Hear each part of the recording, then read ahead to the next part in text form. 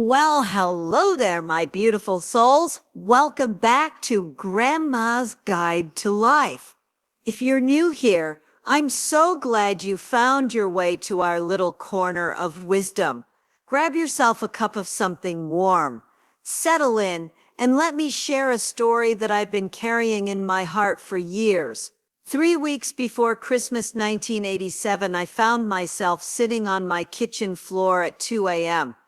Bills scattered around me like fallen leaves, crying into a cup of cold coffee. My husband had been gone 2 years, the mortgage was overdue, and I had 4 teenagers who needed everything I couldn't afford. That's when I remembered something buried in my closet, a wooden cigar box my great-grandmother Essie had given me when I was just 7 years old. Inside that box were 4 handwritten notes that would completely transform how I looked at life. And today, I want to share those exact 4 principles with you. Now, I've been making videos for this channel for 3 years, sharing recipes and stories, but I've never told you about that December night.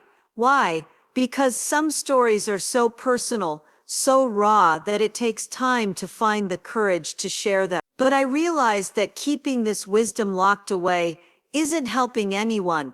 These 4 principles didn't just help me keep my house. They helped me rebuild my entire life from the ground up. And if you're facing your own December night right now, maybe they can help you too. Great-grandmother Essie was what we called a wise woman back in rural Alabama. She could deliver babies, cure croup with herbs, and somehow always knew exactly what to say when your world was falling apart. Before she passed in 1965, she pressed that old Romeo y Julieta cigar box into my small hands and said, "Baby girl, there are 4 truths in here that carried me through the Great Depression, 2 world wars, and losing 3 babies. Don't open it until you absolutely need to." Well, sitting on that kitchen floor in 1987, I absolutely needed to. But then I started paying attention to what I'd been saying all day. I can't handle this. We'll never make it.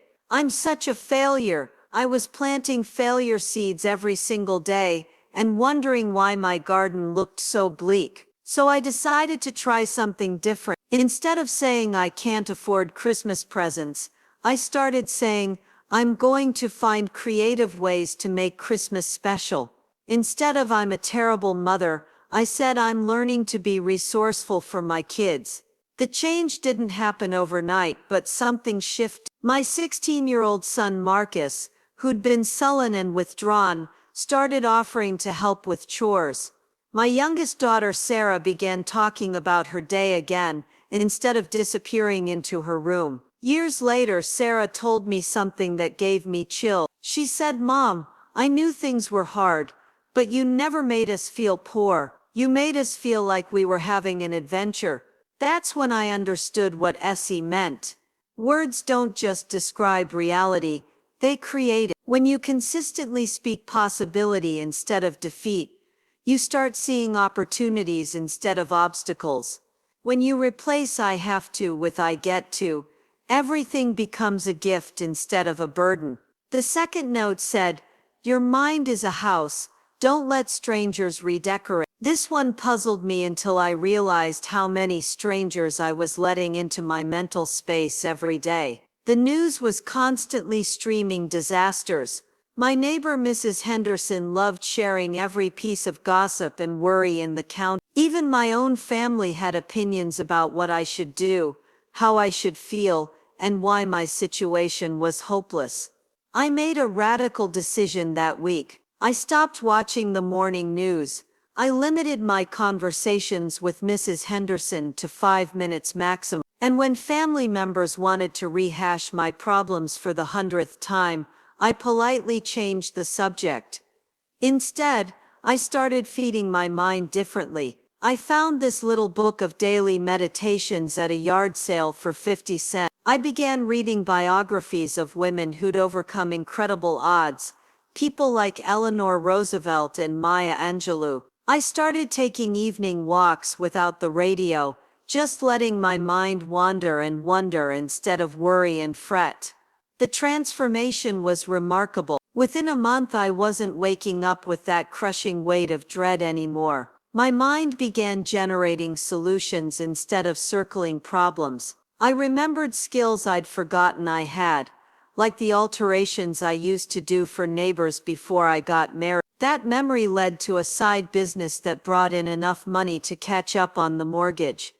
Your mind is precious real estate. Every thought you entertain, every voice you listen to, every image you consume is either helping you build the life you want or tearing down the one you're trying to create. Guard that gate carefully. Dress accordingly and wait for the change. Essie had lived through some devastating storms, losing her first 3 babies to illness, watching her husband struggle with what we now know was PTSD after World War I, surviving the Dust Bowl years when their farm nearly failed. Sitting there that December night, I felt like I was drowning in despair, but Essie's words reminded me that feelings, no matter how intense, are temporary. They come and go like weather systems. The trick is learning how to weather the storms without making permanent decisions during temporary emotions. I started what I called my emotional inventory practice. 3 times a day,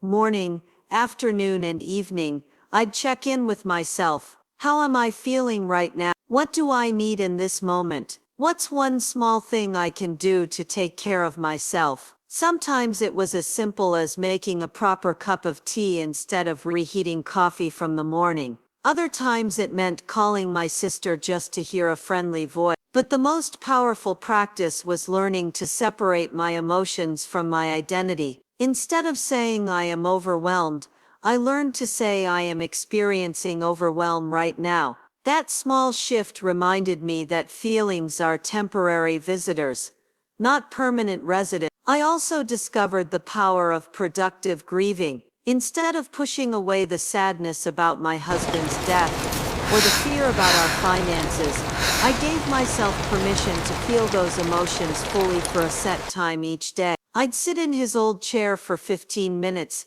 and let myself miss him completely. Then I'd stand up, wash my face, and focus on what needed to be done.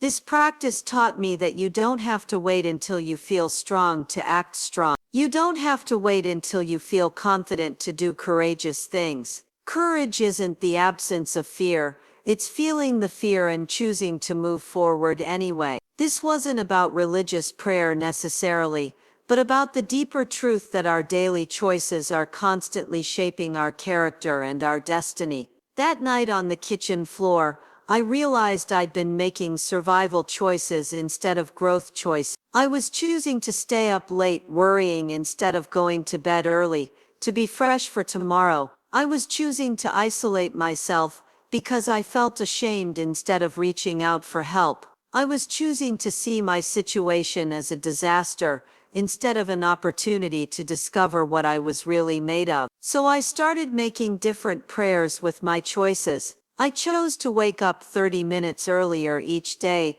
to have quiet time for planning instead of just reacting. I chose to pack healthy lunches for myself instead of grabbing whatever was convenient. I chose to treat my part-time job at the school cafeteria as practice for better customer service skills instead of just something to endure. The most transformative choice was deciding to view my financial struggle as a masterclass in resourcefulness rather than a mark of failure. This shift in perspective led me to discoveries I never would have made otherwise. I learned to make incredible meals from simple ingredients. I became expert at finding treasures at thrift stores and garage sales. I developed creativity I didn't know I possessed. But perhaps the most important choice was deciding to share my story instead of hiding it. I started being honest with close friends about our situation, not to complain but to ask for specific help and advice.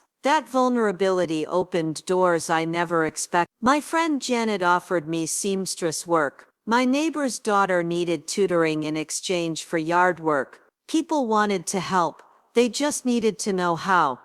Every single day we make hundreds of choices. Most of them seem insignificant in the moment, but they accumulate like compound interest. The choice to speak kindly or harshly. The choice to focus on problems or possibilities. The choice to act from fear or faith. Each choice is a small prayer for the kind of life you want to create. By the following Christmas, everything had changed. Not because some miracle dropped money from the sky, but because those four principles had transformed how I approached every aspect of life. The alterations business was thriving. I'd been promoted to head of the school nutrition program. My children had learned resilience and resourcefulness that served them their entire lives. But the real transformation was internal. I'd discovered that I was capable of far more than I'd ever imagined. I'd learned that wisdom isn't about having all the answers, it's about asking better questions. I'd found that strength isn't about never falling down, it's about getting back up with more grace each time. That wooden cigar box still sits on my dresser today, 36 years later. Sometimes I take out those four notes and read them again, amazed at how four simple principles could contain such life-changing power. Every major decision I've made since then, from starting this YouTube channel at age 74 to moving across the country to be near my grandchildren, has been guided by Essie's wisdom. If you're facing your own December night right now, I want you to know that you have more strength inside you than you realize. You don't need a magic cigar box or a wise great-grandmother to access these principles. You just need the courage to start where you are with what you have. Choose your words like you're planting a garden. Guard your mind like you're protecting precious treasure. Remember that feelings are weather, not climate. And make every choice a prayer for the person you want to become. Your story isn't over yet. In fact, your best chapters might be the ones you're about to write. Trust me on this one. I've been around long enough to know that sometimes our greatest challenges become our greatest teachers. And sometimes the wisdom we need most is already waiting inside us, just like it was waiting in that old cigar box all those years ago. If this story touched your heart, and you'd like to join our little family here, I'd be honored if you'd subscribe. We share these heart-to-heart conversations every week, and I promise you'll always leave with something meaningful to carry with you. Until next time, remember, you're stronger than you know, and you're never walking this journey alone.